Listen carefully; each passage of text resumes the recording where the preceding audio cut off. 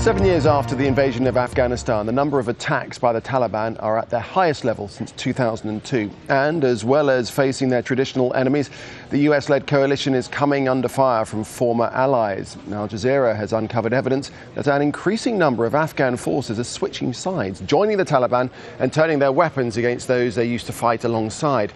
Nolan reports from Kabul. In the mountains south of Herat, a new Taliban force is emerging. Until just over a month ago, these men were serving the Afghan government as police patrolling the border with Iran. Now they answer to the Taliban.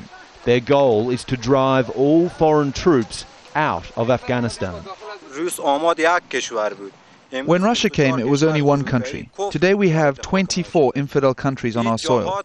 All our men and women should come and join the jihad. Unafraid to show their faces, the 17 recruits also show off their weapons and ammunition, provided by the Afghan government. The recruits are so fresh, many haven't yet grown a beard, and some are still smoking, a practice banned by the Taliban. Most carry their US-provided weapons training certificates, some bearing the logo of the American military training giant Blackwater. My training was done by Blackwater for 45 days. I can use the training to save my life in these mountains, and I can also use it to fight them. Al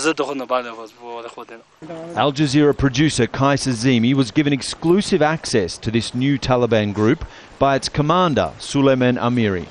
After fighting against the Taliban for the past 7 years, Amiri has now joined them, mostly because of what he calls anti-Muslim behaviour from international soldiers. I've seen everything with my own eyes. I've seen prostitution. I've seen them drinking alcohol. We are Muslim and therefore jihad is our obligation. These are not the only renegade security forces. A total of 70 police and soldiers have switched allegiances across the western region in the past 2 months. Definitely it is a concerning issue for the government of Afghanistan, especially for the Ministry of Interior. We don't want to lose any single police officers to join Taliban forces. Retaining police recruits has always been a challenge for the Afghan government, mainly because they're facing constant danger for a very low wage. But none of those reasons were mentioned by the new Taliban converts. Theirs is an ideological decision, which is sure to create shockwaves in Washington. Afghanistan is the hot foreign policy topic of the US election campaign, and General David Petraeus will soon be overseeing all US operations here. He has said he hopes some Taliban fighters may want to reconcile with the government, but a tactic that worked in Iraq may well be useless in this part of Herat. Our soil is occupied by Americans and I want them to leave this country.